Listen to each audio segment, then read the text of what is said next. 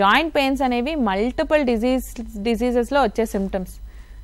As simple as just calcium deficiency లేదా over strain వల్ల, లేకపోతే ఫర్ ఎగ్జాంపుల్ ఎక్కువ రాయటం వల్ల అప్పుడు కూడా చేతి జాయింట్స్లో నొప్పులు రావచ్చు.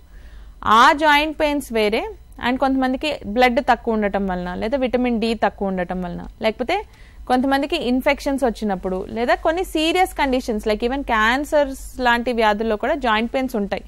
అలాగని ఆ joint pains arthritis joint pains different అనమాట. ఆర్థరైటిస్ అంటే రుమటాయిడ్ ఆర్థరైటిస్ లాంటి వ్యాధుల్లో వచ్చే జాయింట్ పెయిన్స్కి ఏంటంటే జాయింట్స్లో స్వెల్లింగ్ ఉంటుంది. అన్లైక్ వీటిలో ఏంటంటే పెయిన్స్ ఉంటాయి కానీ స్వెల్లింగ్ ఉండదు. స్టిఫ్నెస్ ఎక్కువ ఉంటుంది. అంటే మార్నింగ్ లేచేసరికి పట్టేయడం అనేది 15 to 30 minutes కన్నా ఎక్కువ ఉంటుంది. ఇప్పుడు కొంతమందికి మనం ముందు రోజు బాగా అలసిపోయి పడుకొని ఉంటే పొద్దున్న లేచేసరికి మన జాయింట్స్ కూడా పట్టేసి ఉంటాయి. కానీ యూజువల్గా ఏంటంటే అది 2 to 5 minutesలో నార్మల్గా తగ్గిపోయి మళ్ళీ మనం యాక్టివ్ అయిపోతాం యాజ్ వీ వాక్ అరౌండ్. కానీ రుమటాయిడ్ ఆర్థరైటిస్ లాంటి వ్యాధులు ఉన్న వాళ్ళకి ఏంటంటే ఆ స్టిఫ్నెస్ అనేది యూజువల్గా 15 to 30 minutes కన్నా ఎక్కువగా ఉంటుందన్నమాట. అండ్ జాయింట్ మూవ్మెంట్ అనేది పెయిన్ఫుల్ ఉంటుంది. అండ్ యూజువల్గా ఏంటంటే మనం రెస్ట్ తీసుకుంటే నార్మల్ జాయింట్ పెయిన్స్ రెస్ట్తో తగ్గిపోతాయి. కానీ రుమటాయిడ్ ఆర్థరైటిస్ లాంటి కీళ్ళవాతాలు ఉన్న వాళ్ళకి ఏంటంటే రెస్ట్ తీసుకున్నప్పుడు పెయిన్స్ ఎక్కువ అవుతాయి. జాయింట్ కొంచెం మూవ్ చేస్తుంటేనే కొంచెం ఫ్రీగా అనిపిస్తుంది అనమాట వాళ్ళకి.